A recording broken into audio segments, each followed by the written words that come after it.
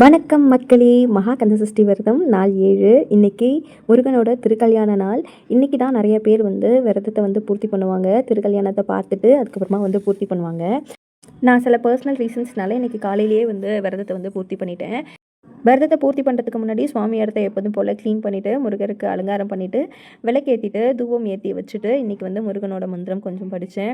அதுக்கப்புறமா சுவாமிக்கு நைவேத்தியம் பண்ணுறதுக்காக சுவாமிக்கு இலை போட்டு நைவேத்தியம் பண்ணக்கூடிய பிரசாதங்கள்லாம் வச்சுட்டு சுவாமிக்கு தூபதீப ஆராதனை காமிச்சு இன்னைக்கு இந்த வருடத்தோட மகா கந்தசஷ்டி விரதத்தை பூர்த்தி பண்ணிட்டேன்.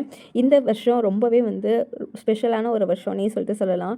ஏன்னா நிறைய மிராக்கிள்ஸ் ஒவ்வொரு விரதம் இருக்கும் போதுமே கிடச்சிருக்கு. பட் இந்த வருஷம் ரொம்ப ஸ்பெஷலாக முருகனோட விக்கிரகம் நமக்கு கிடைச்சது ரொம்பவே சந்தோஷமாகவே இருந்துச்சு.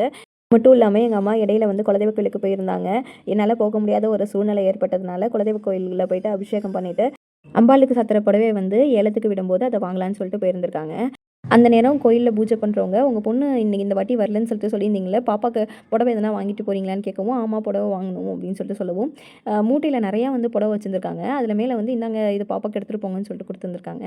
ஆக்சுவலாக அந்த கலர் காம்பினேஷன் நான் வாங்கணும்னு நினச்ச புடவை. அதாவது அந்த கலர் காம்பினேஷனில் நான் வாங்கணும்னு நினச்ச புடவை.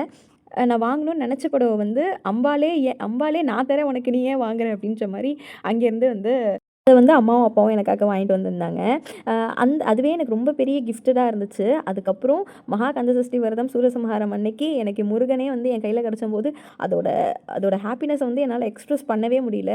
இந்த மாதிரி யார் யாருக்கெல்லாம் லைஃப்பில் மிராக்கிள்ஸ் இருந்துச்சுன்னு மறக்காமல் கமெண்ட் செக்ஷனில் கமெண்ட் பண்ணுங்கள். நான் தெரிஞ்சுக்கிறேன். நெக்ஸ்ட் வீடியோவில் பார்க்கலாம். மறக்காமல் நம்ம சேனலை சப்ஸ்கிரைப் பண்ணிட்டு உங்கள் ஃப்ரெண்ட்ஸ் அண்ட் ஃபேமிலிக்கும் ஷேர் பண்ணி நம்ம சேனலை சப்ஸ்கிரைப் பண்ணி சப்போர்ட் பண்ணுங்கள். அப்படியே பக்கத்தில் இருக்க பெல் ஐக்கானையும் தட்டிட்டு போங்க. பாய்.